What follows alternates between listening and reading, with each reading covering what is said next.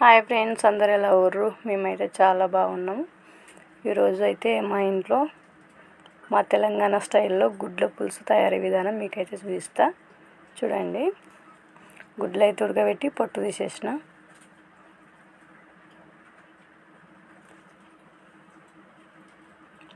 బోనే పొయ్యి మీద బోనే పెట్టి అయితే నూనె పోసి ఆవాలు వేసిన ఆయిల్లో ఉల్లిగడ్డలు ఉడికిస్తాం ఇట్లా నూనెలో.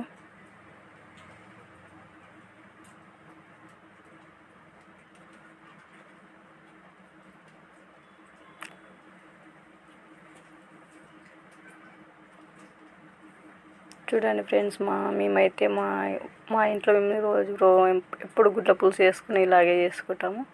ఉల్లిగడ్డలు మంచిగా నూనెలో ఉడికిన దాకా ఇలాగే ఉంచుకుంటాము. నూనెలో ఉడకడానికి కాస్త ఉప్పు వేస్తాము. ఉప్పు వేస్తే కొంచెం తొందరగా ఉడుకుతాయి ఉల్లిపాయలని ఉప్పు వేసిన.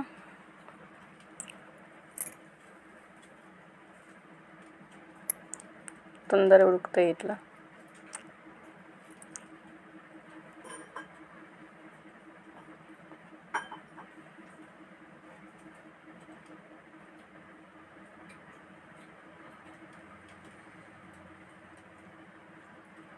ఆయిల్ అయితే మంచిగా ఉడికినాయి, ఉల్లిగడ్డలు మంచిగా దగ్గరకు వచ్చినాయి. తర్వాత అయితే కరివేపాకు వేసిన. మా చిన్న కొడుకు నేనైతే కూర వండుతున్నా, మా బాబాయ్ ఇస్తుండు కరివేపాకు, నేను కలుపుతున్నా.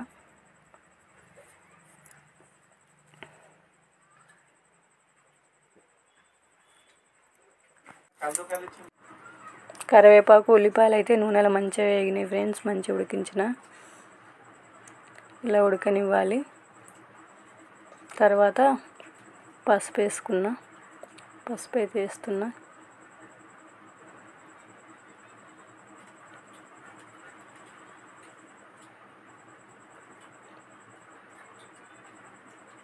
పసుపు వేసి మంచిగా కలిపిన ఫ్రెండ్స్. చూడండి, చాలా బాగా అయింది. దగ్గరికి వచ్చినాయి ఉల్లిగడ్డలు అయితే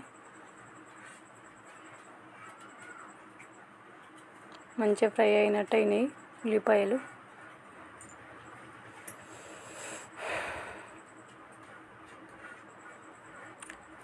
ఇలా దగ్గరికి వచ్చిన తర్వాత చింతపండు పులుసు కాబట్టి చింతపండు నానబెట్టి ఇలా చింతపండు రసం తీయాలి.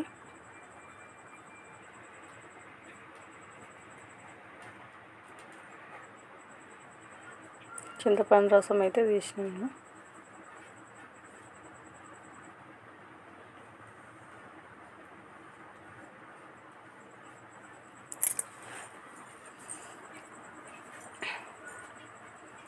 కారం ఉల్లిపాయలని వేసుకున్నా. కాకపోతే గుడ్లు ఉడికి ఇప్పుడు వేస్తే కొంచెం ఆయిల్లో మంచిగా ఉడుకు. కాకపోతే నేను గుడ్లు వేయలేను, గుడ్లు వేసేది ఉండే. ఈ టైంలోనే గుడ్లు వేస్తే మంచిగా ఆయిల్ ఫ్రై అయినట్టు అవుతాయి.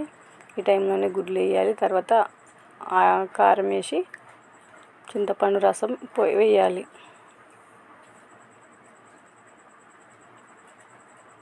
మా మమ్మీ మా పిల్లలు అయితే తొందరగా పెట్టేసరికి నేను కొంచెం గుడ్లు లేట్ వేసిన ఫ్రెండ్స్. ఆయిల్లోనే మంచిగా గుడ్లు ఫ్రై అయినట్టు అయితే బాగుంటుంది. నేనైతే కొంచెం లేట్ వేసిన గుడ్లు. చింతపండు రసం అయితే వేసేసిన.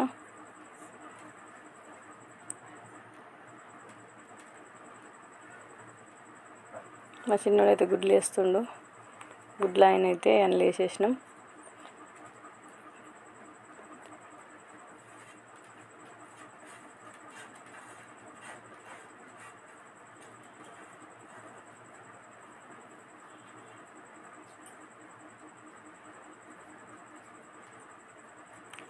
ఇలా గుడ్లన్నీ రసంలో వేసిన తర్వాత సూప్లో ఉల్లిగడ్డ సూప్లో వేసిన తర్వాత కాసేపు ఉడకనివ్వాలి.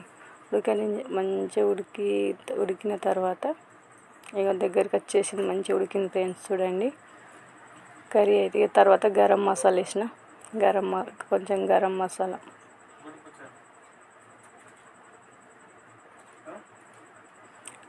మసాలా అయితే వేసుకున్న ఫ్రెండ్స్. తర్వాత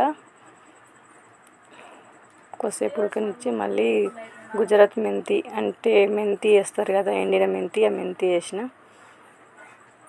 గుజరాత్ మెంతి వేస్తే చాలా మంచి స్మెల్ వస్తుంది కదా, మంచిగా అవుతుంది కర్రీ అయితే. అలా వేసిన మళ్ళీ వేసిన తర్వాత కొంచెం ఉడికిస్తే గ్రేవీ అయితే చిక్కగా అవుతుంది. చాలా బాగా అయింది.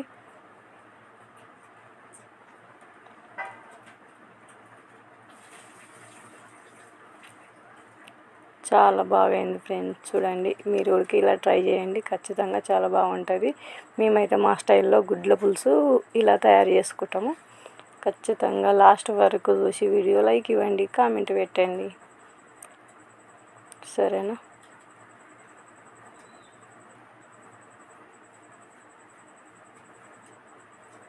ఓకే ఫ్రెండ్స్, బాయ్ మరి అందరికీ.